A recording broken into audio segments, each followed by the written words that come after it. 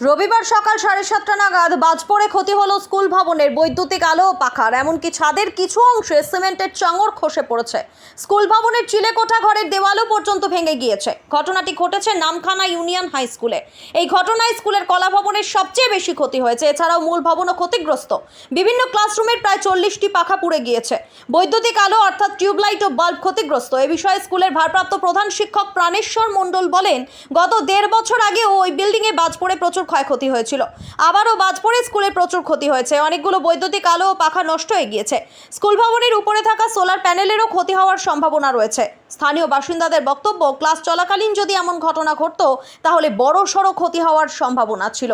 ক্ষতির মুখে পড়তে পারত ছাত্রছাত্রীরাও। বৃষ্টি থামার একটু পরে আমার এক সহকর্মী জয়রাম বাবু তিনি আমাকে ফোন করলেন, স্যার স্কুলের বাজ পড়ে বিরাট ক্ষতি হয়েছে, আপনি কি ভাবছেন? তখন আমি বলি যে বৃষ্টি থামুক, আমি যাই, গিয়ে দেখি, খতিয়ে দেখি স্কুলের অবস্থা কেমন হয়।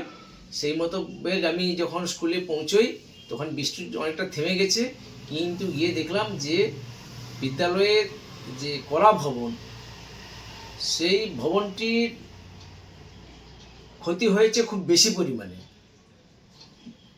এই প্রসঙ্গে বলে রাখি, 1.5 বছর আগে ওইখানে বাজ পড়েছিল।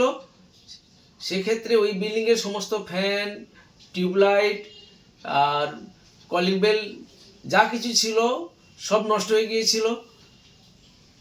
আমাদের ওই বিল্ডিংয়ের ছাদের উপর সোলার প্যানেল আছে, ওই সোলার প্যানেলেরও ব্যাপক ক্ষতি হয়েছে, সেটা আমি অনুমান করেছি।